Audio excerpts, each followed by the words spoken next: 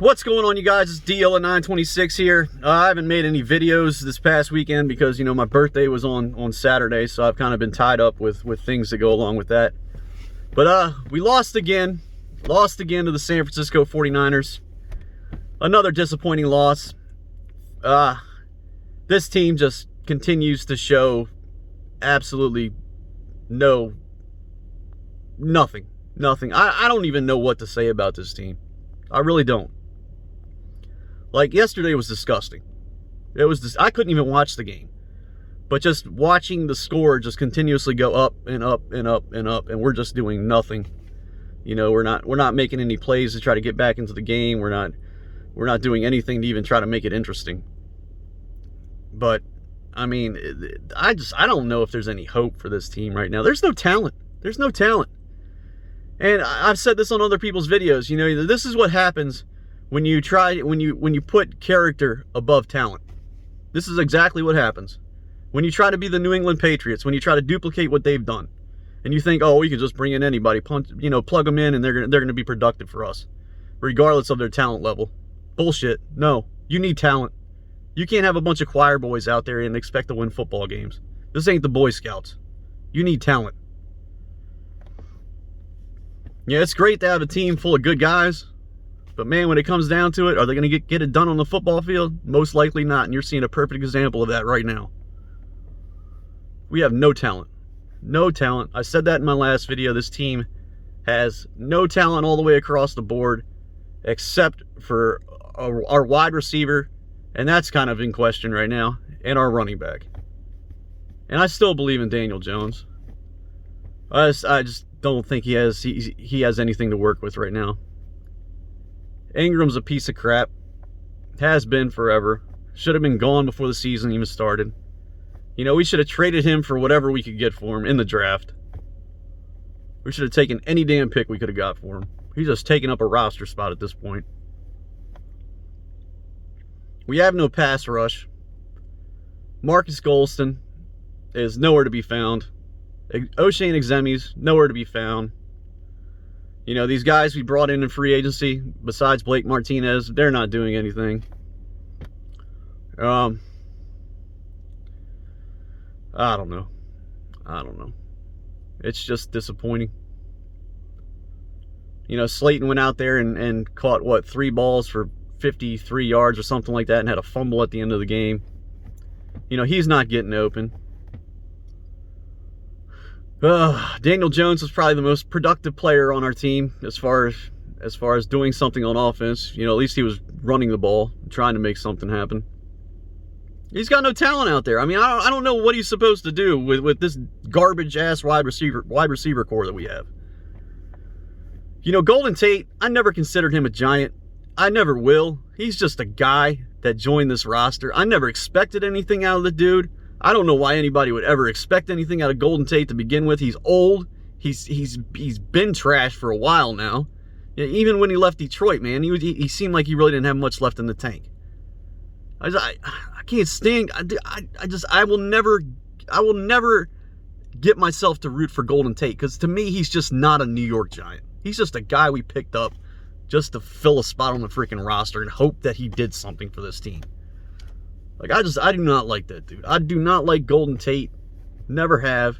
Sterling Shepard's kind of fallen in that same category with me, man, because he's another person that has done absolutely nothing for this team besides get hurt. That's it. Like, the players that we have drafted and have asked to come in here and produce for this team, they've been garbage. Garbage. Just horrible. This team from top to bottom is just a train wreck. An absolute train wreck. And going back to not having a pass rush, you know, I'm sitting here watching Montez Sweat. You know, he's got 2 sacks for the Redskins this year. He had 8 last year. He either had 7 or 8 last year. And this is a guy we could have had. But we took a defensive tackle. We took Dexter Lawrence. Like, man, I made this video. I made that video earlier before the season even started. I was like, man, I don't understand why we take a defensive tackle when there was a defensive end sitting there on the board that ran a freaking 4.4 at 6'5", 270 pounds. You don't pass on those guys, man. You take a chance on them to see if they develop into something. You don't take a freaking defensive tackle that's just going to clog the freaking run game. Those guys are a dime a dozen, man.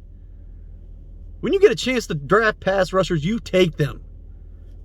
Any chance you get. That's why we had all that success in the early 2000s. We had a pass rush. Justin Tuck, Osi Umenyiora, Michael Strahan, Matthias Kiwanuka, Jason Pierre-Paul, all those guys. We've gotten away from that whole entire system as far as playing the defense, which we never should have done to begin with. We were successful with playing a freaking 4-3 defense, and now we go to this 3-4 hybrid bullshit freaking defense, and we can't stop anybody. We should have kept on drafting defensive ends, plugging them in, and seeing who could play, and actually, figured it out that way. We should have continued to do that. We bring in this sorry-ass defensive coordinator from the Miami Dolphins, the Miami fucking Dolphins, and expect him to come in here and turn this defense into something.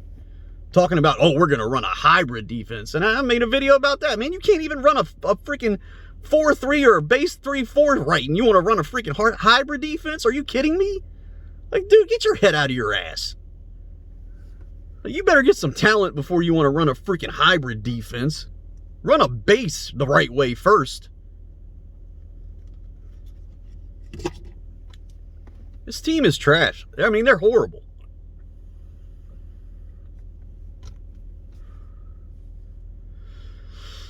The game is on this week against the Rams. The Rams are going to absolutely destroy us.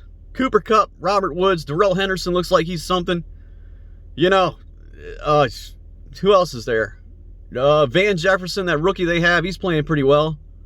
Who else am I missing that's on that offense that could absolutely destroy us?